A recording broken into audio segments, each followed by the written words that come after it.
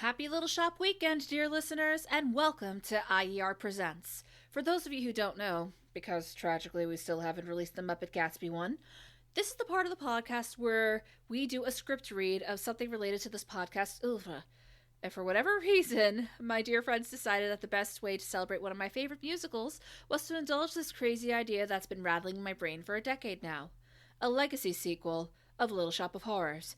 To me, honestly, this sounded like a terrible idea. I certainly would never trust Hollywood to do it. But I indulged both myself and the people I care about, and I gotta say, it was a joy to watch my friends vibe with the silly idea of seeing what Audrey and Seymour's kids would have gotten up to if the plants came back for revenge. I also gotta give a shout out once again to the Are You Afraid of the Dark Universe podcast and its fan base for also supporting me on this overly ambitious, ill-advised sequel. With that said, remember, the following podcast is for entertainment purposes only. The views and opinions expressed therein are solely those of the speakers. And also to remember that this is essentially a podfic. And no, I will not be making any money off of this. All rights are reserved to the creators of Little Shop of Horrors. But remember, The Little Shop of Horrors by Roger Corman is in the public domain. So maybe one day I will end up reworking this into something I could actually legally publish. And with that all in mind, please enjoy IER Presents Little Town of Horrors.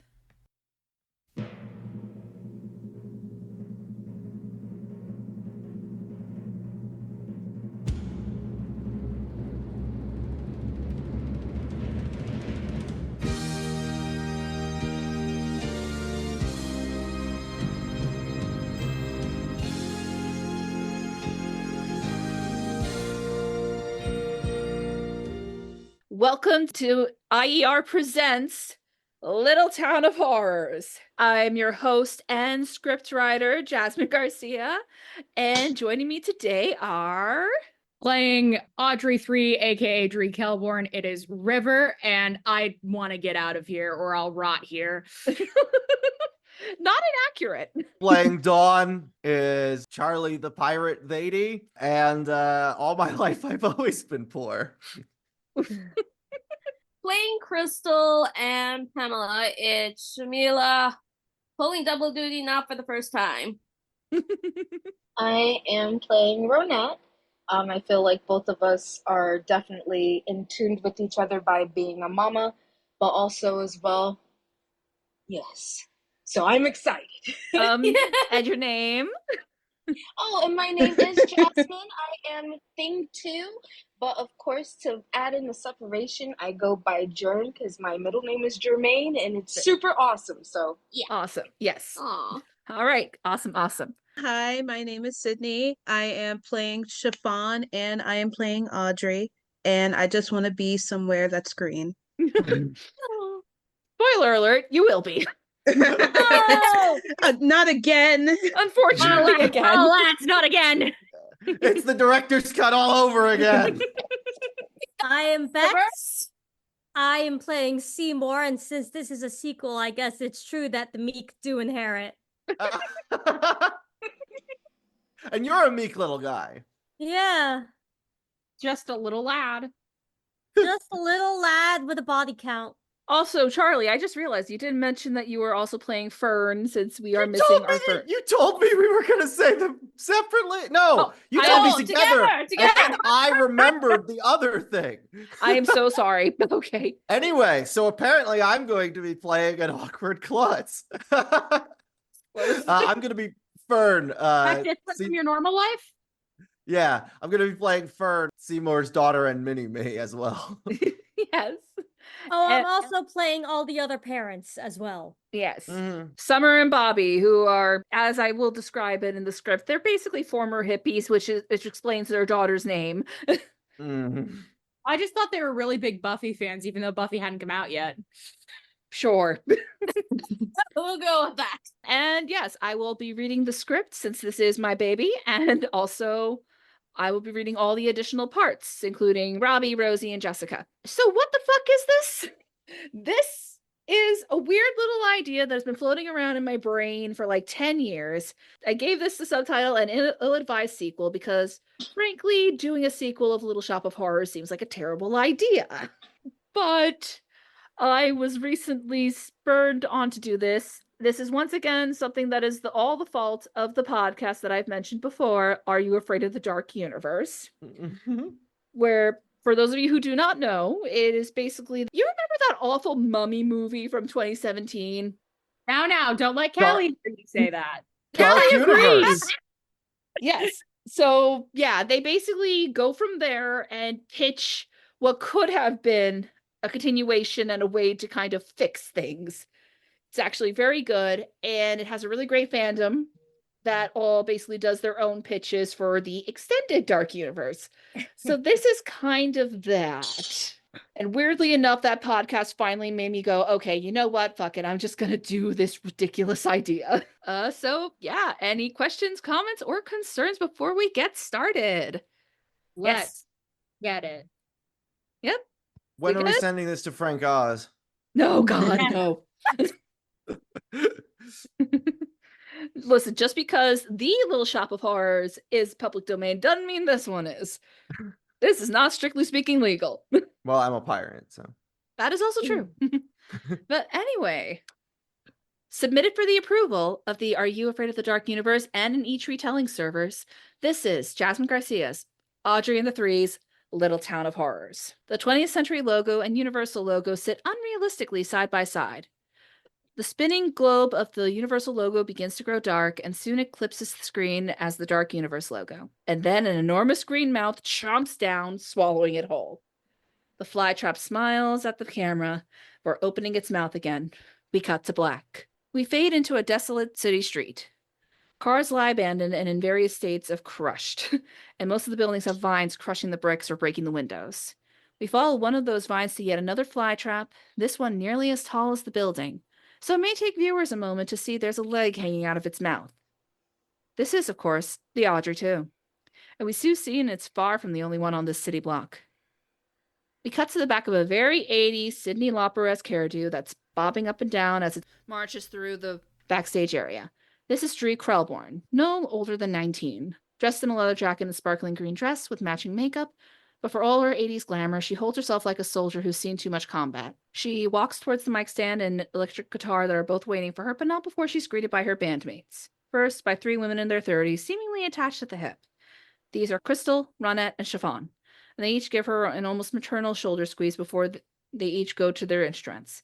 Then Dawn, a stereotypical-looking goth around Dree's age, with a warm, loving smile that contrasts her look, reaches for Dree's hands from the drums, the two make eye contact, and Dawn kisses Dree's hand before letting it go. Dree finally makes it to center stage, lifting the guitar, and she stares ahead for a moment at the audience before strumming what viewers familiar with this franchise will recognize as the opening chords of Little Shop of Horrors, with Crystal, Ronette, and Chiffon harmonizing in the background, until Dree grabs the microphone and begins singing a new song. This is the tale of how my world ended, how my dull little town got eaten alive. We're not alone, they don't come in peace, and if they have their way, neither will we. As she continues How My World Ended, from the back of the audience, we see one of the flytraps grinning cruelly. She stares at it with fear and loathing in her eyes before it seems to vanish when she blinks. As she completes the song, she steps back as Crystal, Ronette, and Chiffon take center stage. This image fades to the same women, now closer to Dree and Dawn's ages, with their backs against a brick wall in an alley. We soon see one of the enormous flytraps walk right past the alley. The girls proceed to bolt up to the fire escape that's still miraculously intact, and enter an even more miraculously intact apartment. You still have it, Ronnie? I did not come all the way just to drop it. She hands Crystal what appears to be, funnily enough, a crystal, green in color. Why we have to risk our necks for this thing? We were almost fertilizer. Oh, girls, and I'm sorry, I am. But if I'm right, we're gonna fix all of this. She holds up the crystal for a moment before grabbing a toolbox and what appears to be a car engine. But what is it? How do you think they got here? The total eclipse of the sun? No, that was how the reverse arrival covered it up. I believe this is how they traveled to Earth, and I have a theory it can do more than that. Cut to later that night, Ronette and Chiffon are each guarding a window while Crystal works, each with a fire extinguisher in hand. Eureka! She holds up the car engine that appears modified now, specifically because it's glowing green from the crystal. Let's. Chiffon, look out! Chiffon barely dodges the teeth of an Audrey too, screaming as she aims and shoots the fire extinguisher into its mouth. Go, go, go! The girls bolt out into the alley and then onto the streets, just barely dodging the now pissed off flytrap. Now don't be shy, girls. I haven't gotten a full taste of Skid Row yet. Oh, so you're the first one, huh? What you go and eat Audrey for? She was a nice lady, not the brightest, but nice. Girls, can we focus or at least blast it? While they start aiming for its mouth, Crystal finds a relatively intact abandoned car and manages to unlock it through the broken window and pops the trunk. Ronette and Chiffon get in as Crystal hastily replaces the engine as the Audrey tube looms in closer. Ronette starts hot-wiring the car while Chiffon looks behind. Oh God, oh God, oh God, I don't want to die in a station wagon. Crystal slams the hood and jumps in just in time for the engine to start revving up. Step on it, Ronnie. You sure this thing has gas? If I'm right, we're not gonna need it.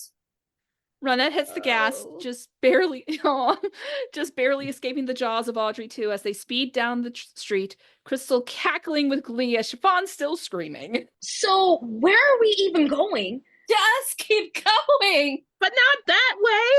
Ronette barely even avoids driving right into a pair of fly traps, the tires screeching in protest. Ronette goes even faster. Crystal, I swear if you don't tell me where we're going, I'll... It's at that moment the shaking car begins to rise off the ground. Ronette and Chiffon both scream. Crystal cheers. We're going To where? The car vanishes in a flash of light as Where Did the Girls Go begins. I wanna know, am I just living in the afterglow? I guess it's crazy, hey, but I don't care. I hear their songs and see them standing there. I wanna know, must be a reason why I love them so. It's like a rainbow that I'm riding on with Crystal Ronette and Chiffon. Where did the girls go? We cut between the girls at the concert performing the song and their younger selves barely managing to not crash into Mr. Mushnick's flower shop, and then going through a number of attempts to defeat Audrey 2 and save Seymour and Audrey. They do try to convince Mr. Mushnick a couple of times, but they keep getting dismissed, so fine. Eventually, we see them succeed in saving Audrey and teaming up with the couple to electrocute that mean green mother. As the song ends, they all pile into the station wagon and drive out of Skid Row, until we smash cut to the title card, Little Town of Horrors, which then fades to a sign reading, Welcome to Greensville. Do we want to pause for a moment, or do we want to go into the next act? Time travel. This is giving me goosebumps. I'm so excited to Really? read the rest Oh of my this. God, Yes. that's so nice. Oh, Jazz, building This up. is Of I- course, one of the urchins knows how to hotwire a car with an alien engine. I told you I used to go and like try to see every local college or community theater production of this play. And Hell so yes. I'm just Aw. also, I just wanted to say real quick on my 100,000 subscriber celebration stream, I told my podcast co-host that I was guesting on this and told the chat about it, and everyone was like, "What was that podcast called? I need to check that out." They were all so excited, and I'm gonna be happy to tell them it's worth the hype. Thank you so much. That's so sweet. I love that. All right. Act 1. Title card 20 years later, as we see the same road the station wagon went down, now following a much nicer vehicle I'm sure the more automotively inclined could come up with. We cut to Dawn staring out a car window. Her parents, Summer and Bobby, a well-dressed couple that should give off the vibe they're barely reformed hippies, despite of how respectable and clean-cut they're trying to be. Maybe we even cut to Dawn at the concert commenting on it. Honey, you're not still moping back there, are you? No, Mother. Why would I ever mope about this? Now don't use that tone with your mother, young lady. Oh, it's all right, Bob. This is going to be tricky until she gets used to the town. But I promise, hun, you're gonna love it. We launch into a rousing number called Welcome to Greensville, USA. As Dawn's family gets settled into town, Dawn growing increasingly uncomfortable with the seemingly idyllic town while her parents fall in love with it.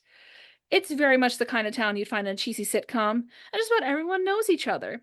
In fact, one of their new neighbors knows just where they can get everything they need to make their yard perfect in no time. We cut to Krelborn's flower and gardening shop, where we see an older Seymour and Audrey, as well as Dree, although decidedly less glam rock looking and clearly bored, and her identical twin sister Fern.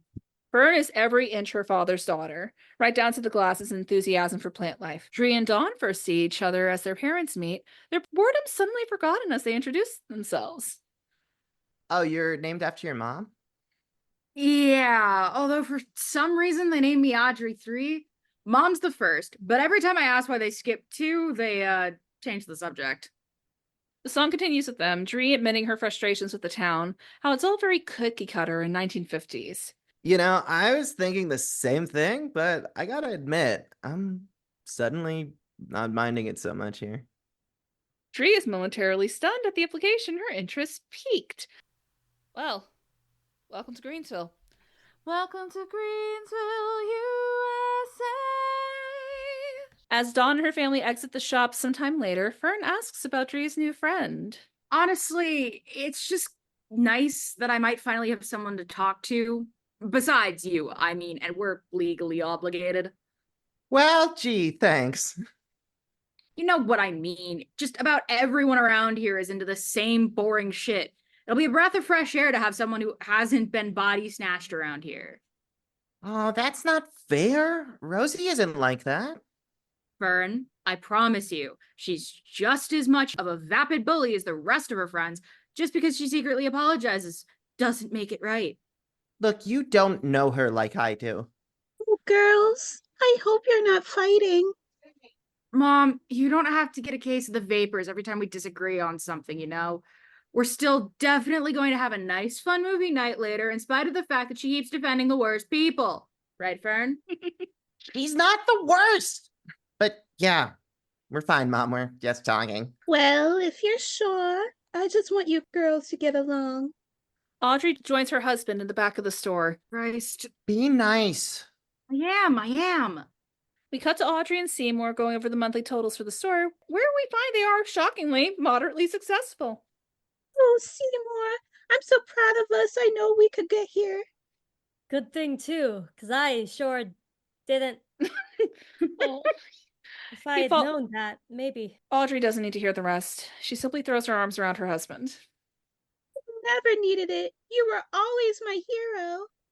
Gee, Audrey, I never would have gotten this far without you.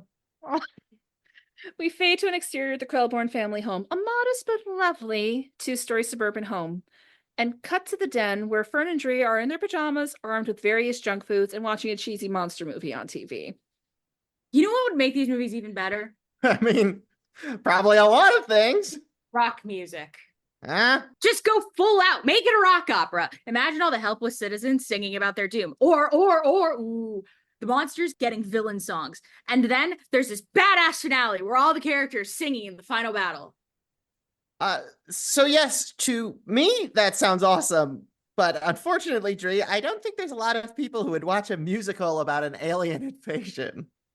See, this is why we need to get out of here. We need to find some like-minded individuals. Look, I'm sure Mom and Dad thought they knew what they were doing when they moved here, but we're meant for more than suburbia. You're gonna save the world, and I'm gonna rock it. This does lead to a musical number. You'll save the world, and I'm gonna rock it. This is like Somewhere That's Green for the MTV generation. And it's where we see Fern come out of her shell a little bit through Dree's encouragement. We can see here that no matter how different they are, these are sisters that love each other. We fade to the next day with Fern and Seymour working together to rake the newly fallen autumn leaves as Fern finds herself talking his ear off. So Poison Ivy's probably my favorite villain because she's kind of right, you know? Like, we really are killing the planet, Daddy. He's doing his best to not look disturbed or judgmental and failing badly. So, she robs and kills people? I mean, I said kind of, but she's part plant and has all these cool plant manipulation powers, and she could control your pheromones and people do her bidding. The two exchange glances, and even Fern seems to realize how uncomfortable that sounds. Not that I condone it, but good motives. Well, gee, Fern, I'm just glad you're having a good time. Thanks. I was actually thinking maybe we could use less pesticides on the plants. I'd have to find a way to safely dispose of them, but they're actually really bad for not just the plants, but for us too. Huh.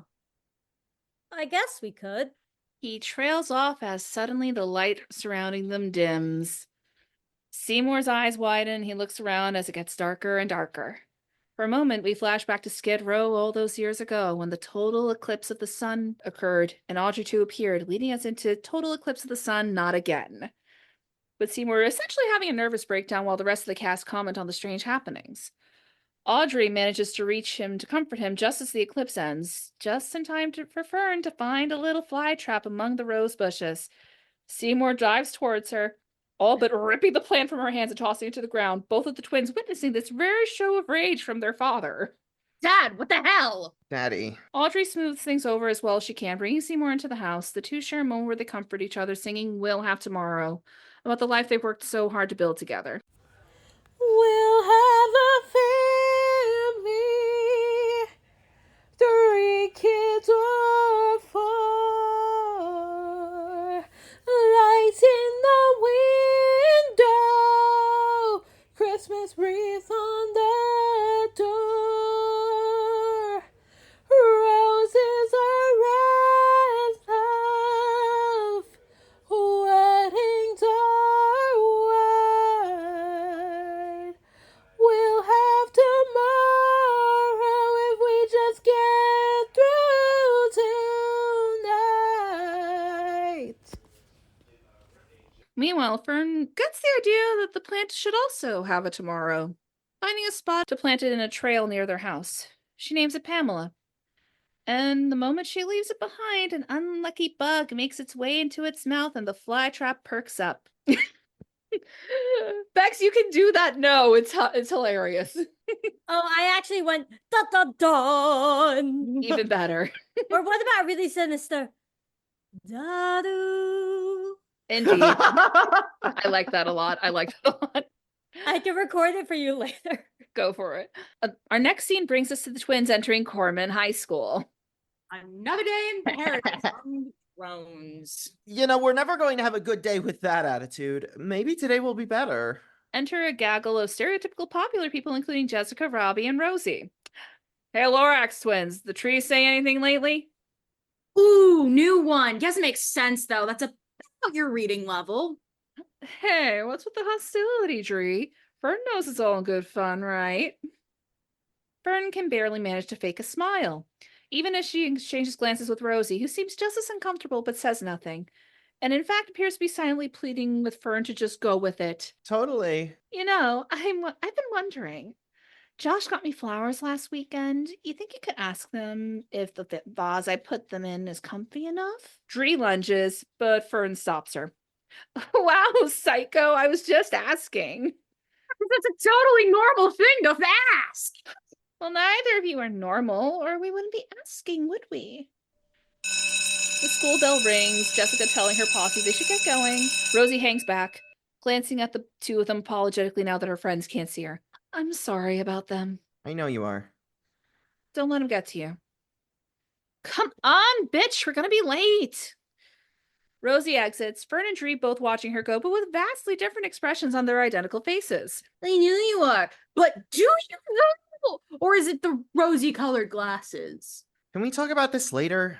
I don't exactly want to be late. Dree looks ready to protest, but then she notices Dawn out of the corner of her eye and lights up briefly before refocusing. Fine, but we are going to not just talk, but hopefully beat the poor self-image out of you later. She rushes over to Dawn, who seems equally pleased to see her. Hey, stranger. Hello to you too. If you're going my way, I might not skip class after all. I mean, if you got bio with Alan? I do indeed. Awesome. When's your lunch period? Oh, you're not spoken for? She nods towards Fern, who seems to be heading towards her own first class. No, we're twins, not actually attached to the hip. We made a deal that we'd make sure to keep some boundaries between us during school hours. Besides, I think she said she had something with her gardening club later. We cut to Fern later on that day, sneaking off of campus and into the very same park she left the fly trap, pleasantly surprised at how much healthier it seems. Well, hello there. I'll admit I was worried. She settles down beside the plant with her lunch, a biology textbook, and a comic book. You know, I was trying to find you in one of Daddy's books, but no dice so far. But maybe it'll be easier if I do my research with you there. She settles down, flipping through the pages as she eats her sandwich. This begins a montage showing a series of times she's been able to sneak away from school or her home to take care of Pamela, interspersed with moments where Pamela seems to lure smaller animals into her jaws when Fern isn't there. And of course, she grows bigger each time until she's nearly up to Fern's knee within about a week. Oh, I hope no one notices. Would you mind if I put some leaves here just to give you more cover? I just worry they'll get the wrong idea about you.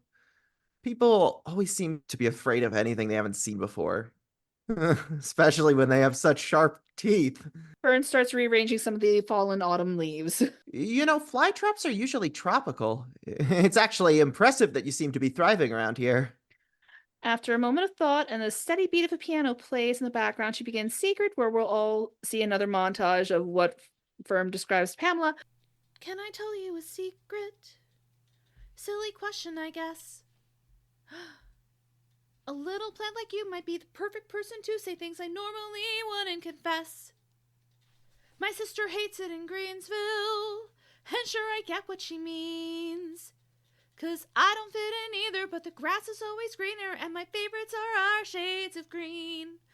Like the hiking trail I've made your home, or the florist shop Dad made our own. It's a nice gig, though we could stand to be more eco-friendly. There's the pistachio ice cream they sell at the diner, plus the color of Rosie May's eyes. Okay, that's my biggest secret. Not even my sister knows. 'Cause what would she even say if she knew that I was gay, especially for one of her greatest foes? Her words, not mine. But Rosie's actually really sweet, and I wish she could let others see. But high school's a jungle, and I always bungle social interactions outside of my family. I'm lucky she even acknowledges me, really. Plus, well, here's another secret. You didn't hear it from me. But God, her boyfriend's such a dick, and it really makes me sick to see a princess with a dragon like him. But her friends don't seem to care, and her problem is she'd never dare tell them no, no, no. And I don't know how to show her that she deserves more. And until I do, we'll just endure.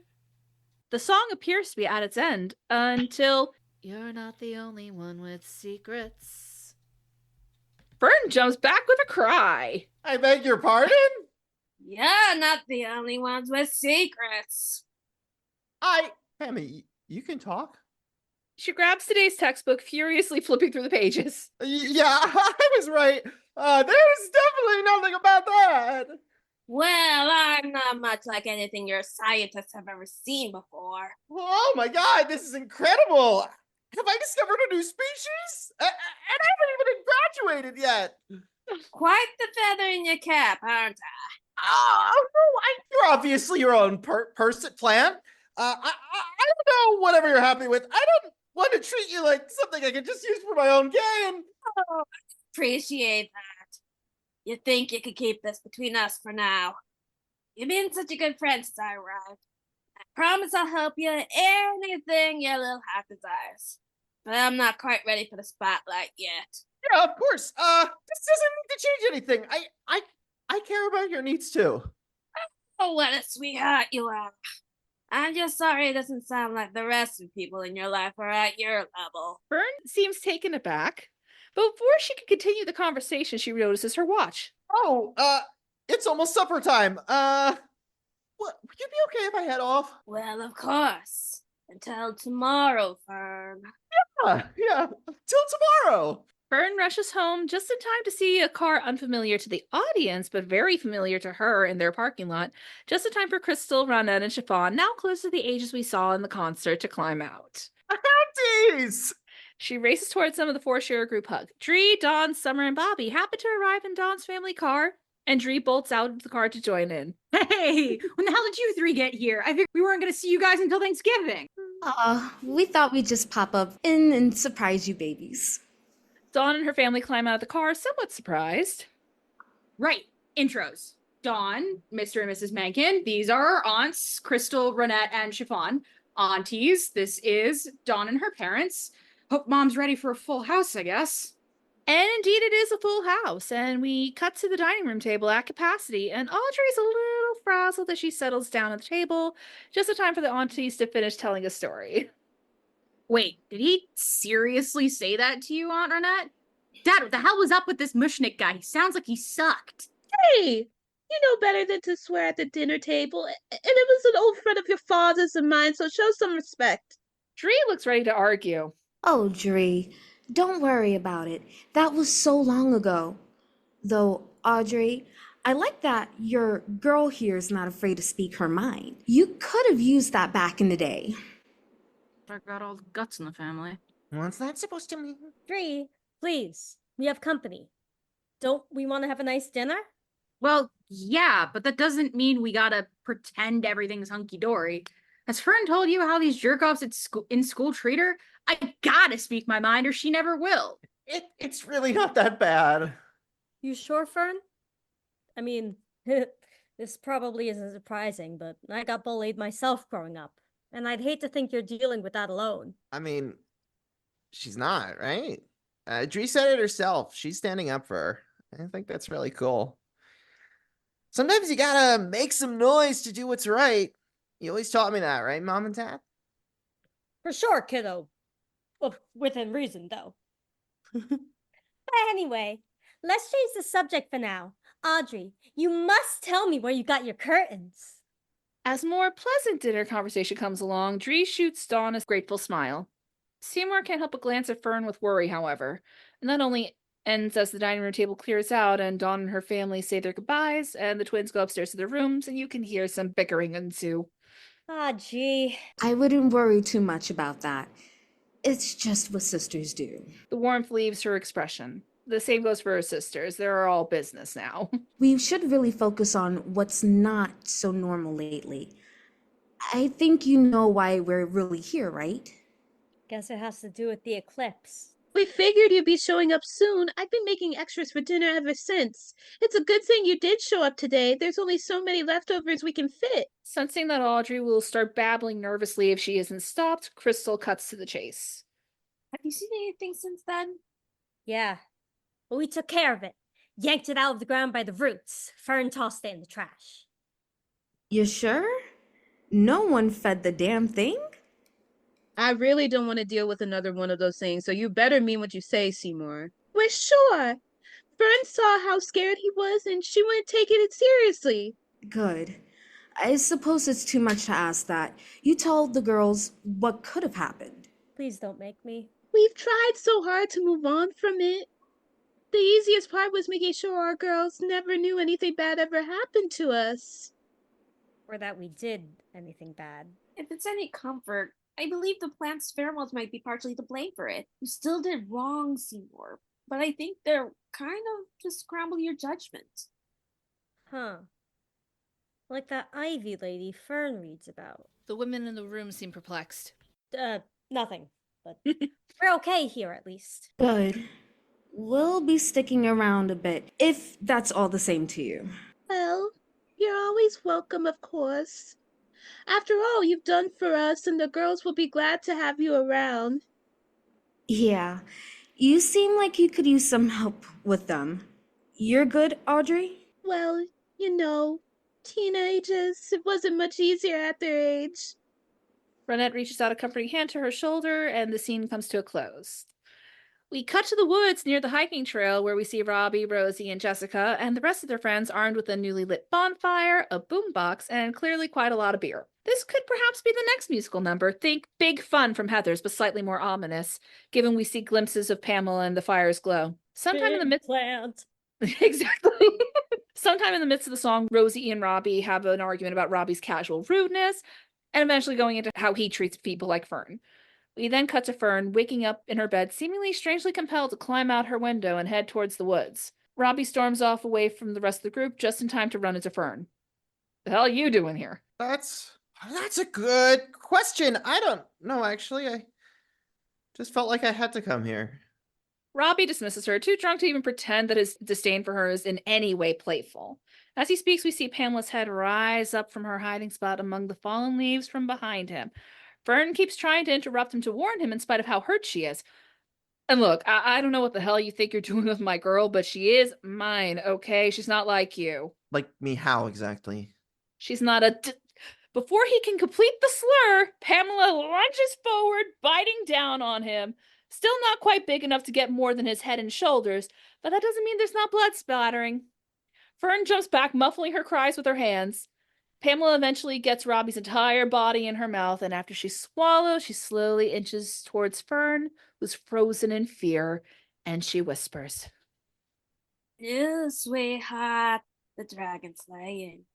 Why don't you chat with your princess?" Somehow Fern convinces herself that it's a better idea than staying here, and she finds Rosie leaning against one of the trees, also trying to cool off from the argument. Fern, what are you doing here? Oh, just going for a nighttime stroll. In your pajamas? Yeah, figured if I fall down, it's better to get that messed up than my daytime clothes. Right. Well, I doubt you want in on this party. It kind of sucks. I'm sorry to hear that. You don't have to stay, right? Maybe I could walk you home or something. Rosie seems to consider it, but then Jessica and some of her other friends happen upon them, and she immediately puts on her best popular girl poker face. The hell's the plant girl doing here? That seems to be a recurring question. Yeah, I have no idea. And she just kind of walked over and started yammering about going to do something else. Look, Fern, I felt sorry for you, but we're not friends, right? Fern is dumbstruck, and the laughter of the other partygoers echo in her head. But then, out of the corner of her eye, something that almost seems like a snake starts moving around them, until she realizes too late that it's a vine. Specifically the neck of Pamela, that's lengthened to the point where she's rearing up behind Fern's classmate. Rosie, look out! Pamela chomps down on Jessica just in time for Rosie to turn around. The rest of the kids start screaming and scrambling, but it's no use. Pamela is much faster and more agile than her predecessor, and she takes them out one by one until all that's left is Fern and Rosie hiding behind a tree. They try so hard to stay quiet, but eventually Pamela finds them. Fern tries to yank Rosie out of her reach, but Pamela manages to grab Rosie by her hair, quickly yanks her into her mouth. We can hear the crack of her spine breaking before she's swallowed whole. No, I could understand the others, but... You heard what she said to you. She was every bit as bad as her boyfriend. They deserve each other, so I brought them back together. Oh, I never should have let things get this far. Then she remembers the pesticide she was planning on finding a place to safely get rid of. She slowly reaches into her backpack, but Pamela's vines have other plans, wrapping around her ankles, knocking her off the feet with the tug. Fern cries out, dropping the bottle, clawing towards it, but Pamela's too strong and easily pulls her into her mouth. For a moment, we watch Pamela happily chew Fern up, some blood dripping from her mouth before she licks her chops with a long green tongue. Everything is still, until her mouth opens and Fern rolls out of her mouth, seemingly intact. Her gaze seems unfocused, her arms hang strangely, and perhaps most noticeably, there are tinges of green across her skin, especially where her veins are. Feeling better? Yes. She looks at her hands, and though they're fused back together, we can still see traces of where she was chewed up in the bloodstains. Much better. End of Act 1. Do we need a minute? Yeah. Hey, what was that Body Snatchers reference earlier about? Gee, I wonder. Foreshadowing. Thank you. Bex, you Also, good? I want to let you know, Yeah? this cast is incredible. Oh, You have yes. matched people you know to the vibes of the characters so well. I try. Well, Every time someone speaks, I'm like, oh, of course you had this person read that line. I've been campaigning to play Seymour since I was 7 years old. Yeah. You are Seymour. It's not a role. Oh, well, thank you. Now I got the... They're a little bit more confident than Seymour. Just Yeah. a smidge. Oh, I'm hot shit. But I Hell will yeah. also kill my friends' abusers and feed them the plants. I mean, Valid. who wouldn't? Yes. You killed my dog! Yeah. And Dree is just River. It's like, it's not so much that I specifically wrote Dree for River. It's just a lot of you just kind of ended up getting into it somehow. Ah, Hmm. I mean, all these Yeah. new friends I'm meeting also, you're also lovely. And Shammy, you're so good. I've got my voice hauled out for that. I love the vaguely menacing New Jersey. Yes, that's exactly what it is. Vaguely menacing femme New Jersey. That's what we're going for. Which makes sense, because Gotham is technically in Jersey. Have you guys Exactly. seen the, they just dropped footage of the little shop happening in Algonquin, Maine right now with Latrice Royale playing Audrey. Ooh. And she is inside the plant and she comes out of the plant. I'll drop it in the chat after we're done. Nice. There's scene where they're watching the old B movie and they're like, wouldn't this make a great rock opera? I have thought about that thousands of times because I'm like, why on earth were Ashman and Macon watching this movie together? And why on earth was this the conclusion they formed? And yet it's brilliant. Remind me after the recording is done and I'll send you a video about it. Okay. All right. We go to Act 2. We cut to the next morning at the Krelborn household. Dree wakes up to Audrey calling everyone down to breakfast, and by the time she's down, everyone but Fern is getting their plates. Dree, have you seen your sister? No. Usually I'm the one who's late. As if on cue, the front door opens to reveal Fern, no longer covered in blood, but still seeming not quite like herself. Fern, what were you doing out there? I think I was sleepwalking. Sorry if I worried anyone. She walks towards the dining room, getting her own plate as she sits down, eyes seeming far away. Gee, Fern, are you feeling okay? I'm feeling just fine, Daddy. Why do you ask? You just look a little green. Well, maybe I'm coming down with something. Audrey checks her temperature.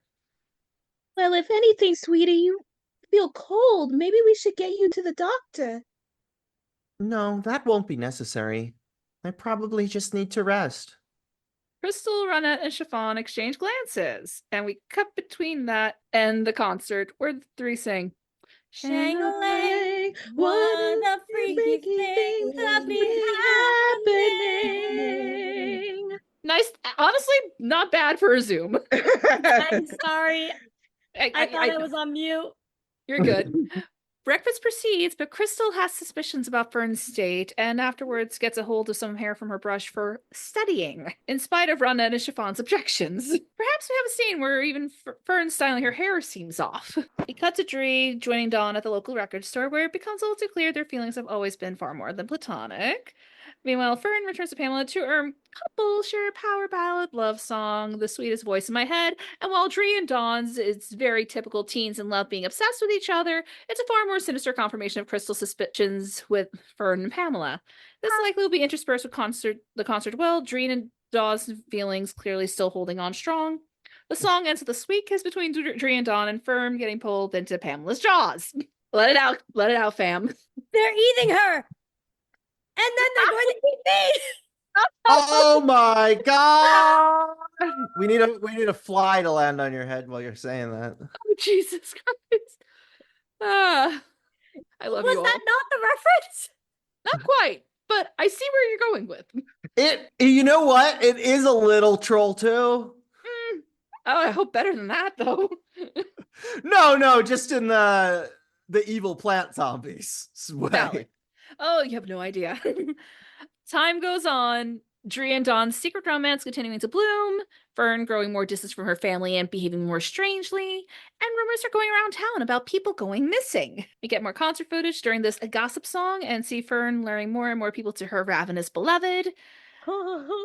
Eventually, as Halloween decorations start appearing around Greensville, we find Summer going on an early morning jog in the hiking trail, seeming motivated to start a new workout routine. Coincidentally, Dree and Dawn have been making out on the trail since the previous night and are eager to hide away from Dawn's mother since they're so not ready for that conversation. But this also means they get a full view of Pamela appearing seemingly out of nowhere, snapping up Summer in one bite. Mom? Oh my god, what? Fern appears from behind the plant, oddly calm. Oh. That's unfortunate. You think? Fern, what the... Is that the plant that Dad freaked out about? Yes. It turns out Dad knew precisely what she was. He'll have to answer for that. Fern, what the hell are you talking about? And you just saw that thing eat Dawn's mom, right? Not to worry. She'll bring her back if I ask. The only reason the others haven't is because I didn't care to.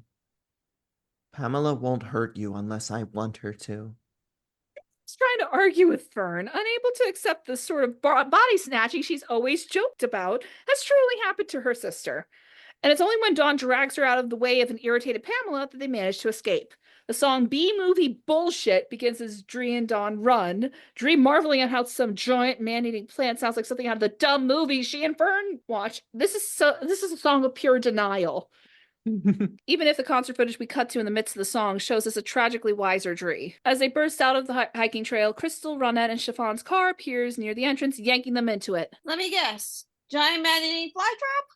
Yeah, it just ate Dawn's mom, and Fern seems okay with it. Oh, your daddy's gonna pay for this. I'm so sorry, Dawn. We should have looked harder for this damn thing. Okay, why do people keep saying Dad has anything to do with this? Fern said the plant could bring her back. What the hell is happening? The sort of thing we're supposed to be stopping. The song continues as the girls explain the truth. How Seymour once had a plant just like that, and how it convinced him to help it kill to keep it alive, and it wound up taking over the world after killing both their parents. How it was only through Crystal's discovery of time travel they were able to put things right, that they've been able to have the life that the twins often took for granted. I suspect your father was wrong when your sister came home that morning. I believe she's now playing both physically and mentally to her own flytrap. I don't know how much of her is even left. As they make it towards the flower shop, however, they notice a crowd of people forming in the center of the street on the sidewalks. We recognize some of them as the partygoers that were eaten earlier in the film, as well as Summer. Dawn bolts out of her car before anyone can stop her, but when Dawn sees her mother, and in fact all these people, looking a little green around the gills and holding little pots of the very same flytrap, each person letting them bite and drink from their fingers. Dree just barely saves Dawn from following her mother anyway, and the aunties step on the gas as they try to make it back to the Krelborn house to warn them. But they only make it just in time for a now building-sized Pamela to snatch Audrey from the window. Seymour, strangely, is left behind, but miserable. End of Act 2. When the eating people happened so early in the story, I was like, oh, this must just be a really short version, because where's there to go from there? It's just going worse from here. I would like to say this was not Seymour's fault this time. No, it was not. It really, really wasn't. Seymour's fault if he had told his children what the fuck had happened to him. It was he is a man. I also love that the implication that time travel somehow has the ability to replace people with Jim Belushi. I also love the idea that like time travel is the least weird thing that is currently happening. Oh no, that's just like, yeah, don't worry about that. That happened. Like, I'm not even going to ask about that. I am, however, going to ask what the fuck is going on with these goddamn plants. Unfortunately, Seymour at his core is a bit of a self-serving coward that only ever stands up and does the right thing when it's too late or when it serves the people that he only gives a shit about. You're not wrong. I know this character. We love him dearly, but it's correct. He is pathetic, and I want to get inside his head and see how he works. Anyway. You do love a pathetic little blorbo. I do. Ready for Act 3, gang? Seymour, Dree, Crystal, Ronette, Chiffon, and Dawn desperately try to cook up a plan to try to rescue Audrey and avoid the plants and the zombies they've created, until finally Seymour declares he'll go find them, armed with little more than some pruning shears and a weed whacker. You'll have tomorrow. Heck, isn't that all a dad can ask for? Every gardener knows that some things we grow will be there long after we're gone. And I won't let this mess I made, 'cause I wasn't brave, be the reason you don't have tomorrow. Dad, what? I'm the one they want. And maybe I could talk some sense into your sister. But either way, stay with your aunts. Dad, no! Seymour presses a kiss in her hair, giving her one last tight hug. Daddy's proud of you, Theydy. No matter how it looked sometimes, or all the bad things I did, I love you so much. Dad, please! Seymour lets her go with a whimpered apology before pushing her into her aunt's arms, who hold her in the shed as Seymour races out. We cut back and forth between Seymour racing and, albeit feebly, finding his way through the zombified citizens, and Dree crying out for her dad. Eventually, she escapes their grasp and bolts. We cut between father and daughter as they battle their way through, perhaps with some counterpoint lines of "you'll have tomorrow" and "B-movie bullshit." We cut to Pamela holding Audrey hostage by her vines and Fern staring spellbound at the destruction. Audrey tries to plead with her daughter. Doesn't she see what she's doing? I do. Isn't it beautiful? Everything's so green and wild and free. She hums a half-remembered lullaby that Audrey and the audience will recognize before she sings. We'll finally be somewhere that's green. Oh, sweetie. Seymour enters frazzled, but still in one piece miraculously. Seymour. Just hang in there, Audrey. This is still between me and the vegetable. All right, Audrey, too. You think you could come after my family again? Wrong plan, Bob. You really think we'd let you get away with slaughtering our own? I know everything, Daddy. They had to come up with a whole new plan. Completely rewrite how they did this. But Daddy, they're going to save us from ourselves, don't you see? We're going to destroy everything beautiful and green in this world. We're already eating each other alive. Why should this be any different? Oh, bullshit! Everyone looks at her. She's armed with a shovel and a pruning saw, looking surprisingly badass. Oh, I had just about enough of you. She rears back, but Dree manages to dodge thanks to her father's help, and she just barely manages to cut the vines that held her mother. The two quickly embrace as they keep trying to run. Dree cries out to her sister. There are so many people like you who do care. Do you really want to punish them too? Because the Fern I know would never. Fern seems to be almost snapping out of it, but not before Pamela manages to catch Seymour by the leg. Dad, no! Dree and Audrey just barely grab onto both of his hands, attempting to yank him out. For a moment, they seem almost able to. But then Pamela takes another bite, taking Audrey with her husband into her mouth's embrace. Something about this makes something inside Fern snap, just enough for her to push Dree out of the way, just in time for the aunties and Dawn to catch up to them. Fern leads them into the flower shop looking for something. You know, I should have known something was wrong from the start. I'd never risk an invasive species being added to the ecosystem. No shit, but hey, it looks like you've snapped out of it. There's hope then. There's still a chance for us to make this right. We'll save the world, and then we can rock it. I wrecked the world. The two fall silent as Fern hands Dree one of the spray bottles of pesticides she found. Now you've gotta save it. Give me your jacket.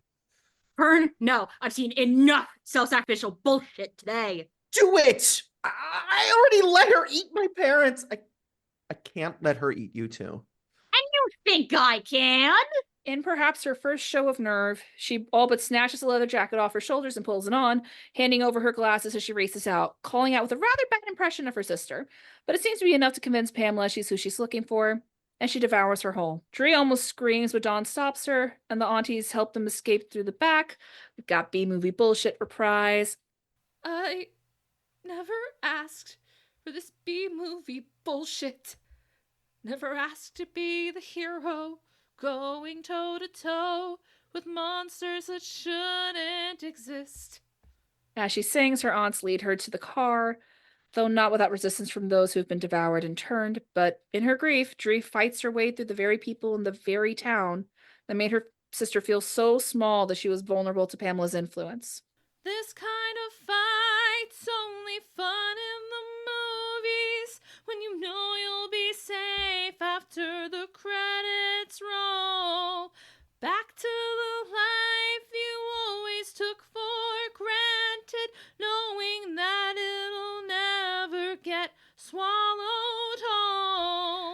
Our remaining heroes make it to the car, driving away from Greensville with the now blood-stained sign being the last part we see. We fade back to the concert, Dree's 1,000-yard stare returning, as is her image of Pamela in the back of the audience, which then fades to a ghostly image of Fern. Her tears are shining with the glitter of her makeup, and now the final song begins, a familiar one. As the band performs Don't Feed the Plants, we cut back to the drive away from Greensville, Dree's grief turning into a rage-fueled resolve. Here I come for you indeed. Our heroes are now determined to do anything they can to take the plants down again. End credits.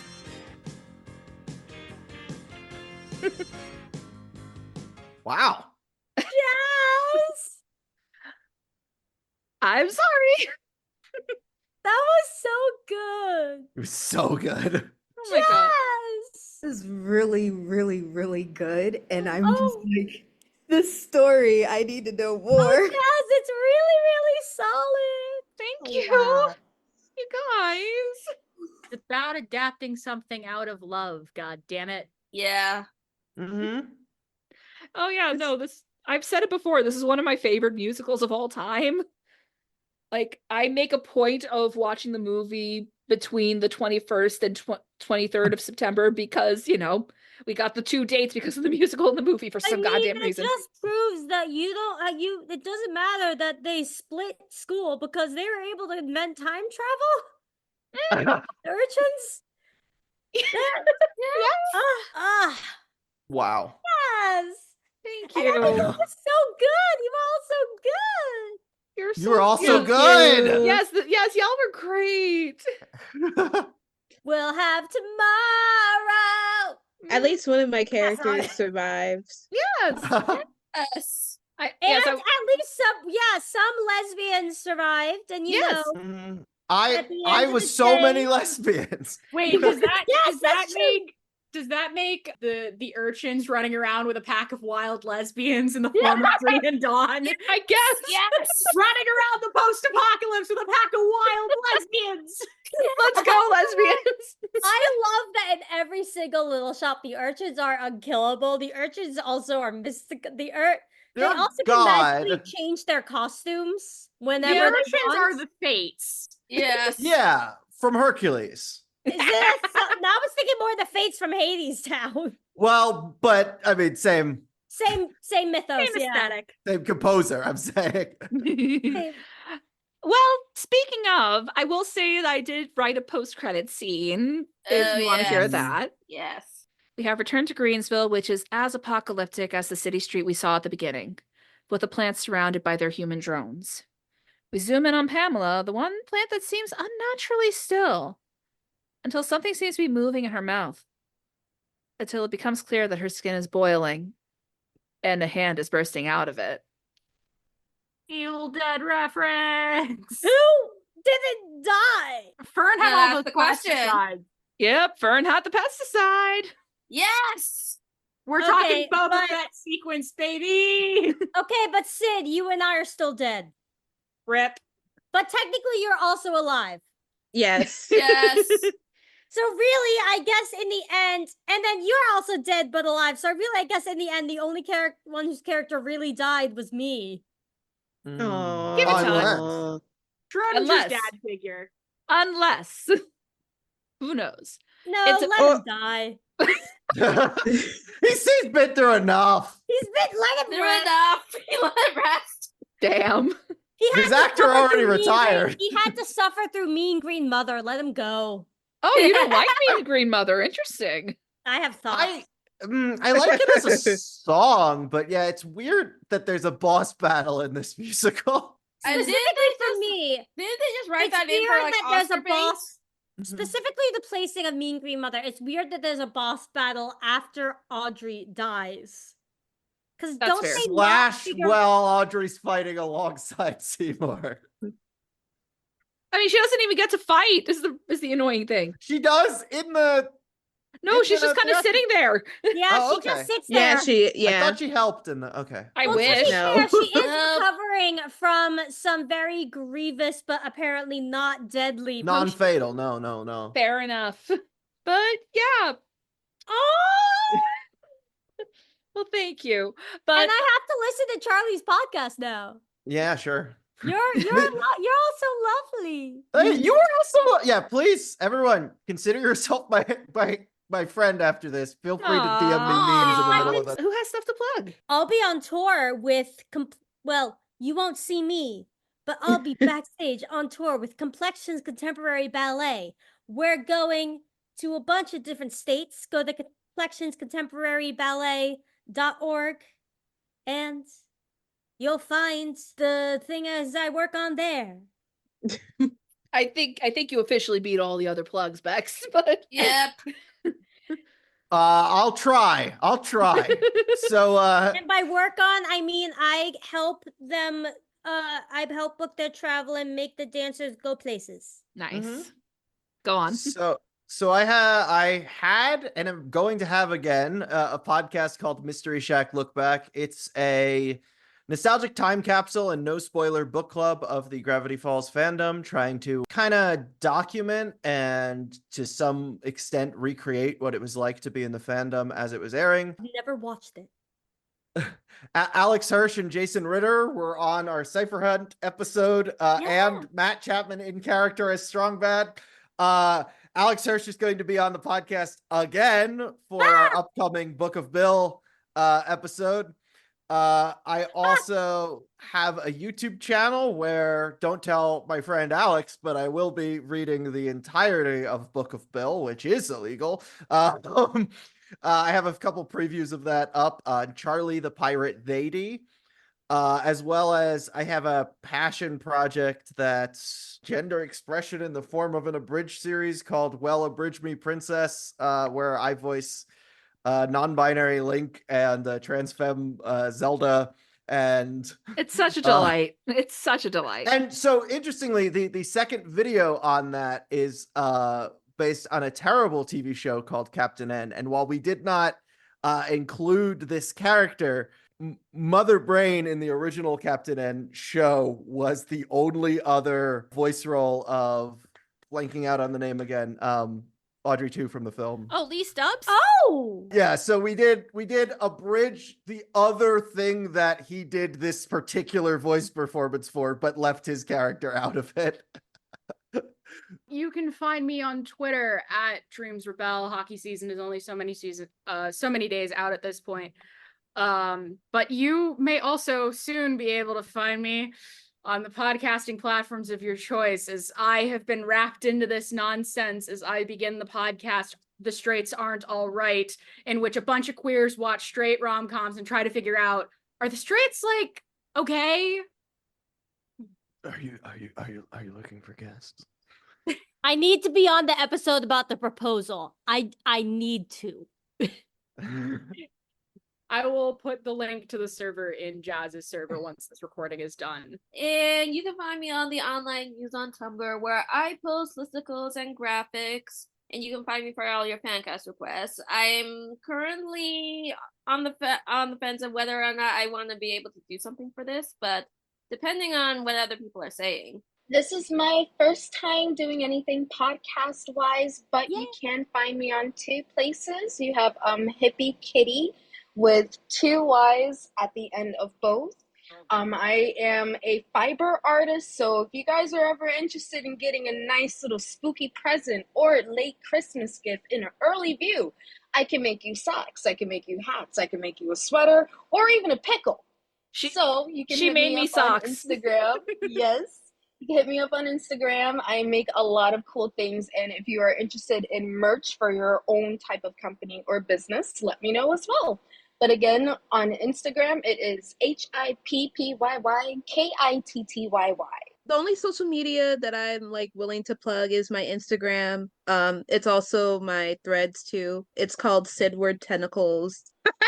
But besides that, I just want to plug in like free Congo, free Haiti, free Venezuela, free Palestine, pay attention, free Ukraine, any country that is going through a genocide or just going through a rough time right now. Rest in peace to those who passed away in Appalachia High School. And yeah, that's all I'm willing to plug. Just pay attention to the world around you. Hell yes. Yeah. All right. If anything tells you to pay attention to the world around you, It is the Little Shop of Horrors franchise. You're not wrong. You are not wrong. And as always, you can find me on Twitter, Tumblr, TikTok, and Blue Sky at Favor Vieira. You could also follow the show on Twitter at IER Podcast. And if you would like to help us reach the next chapter of our story, please consider leaving us a review or rating us on the podcatcher of your choice, telling all of your friends and family about us. And even better, if you have room in your wallets, please consider donating to our Patreon, our Ko-Fi page, or just the support the show link below. And thank you very much for joining us for our first published episode of IER Presents. Hopefully we will have the Muppet Gatsby one eventually. And until then, remember, whatever they offer you, don't feed the plants. I don't know how many times we have to tell you this, honestly. Please don't make me do a third one of these to remind you.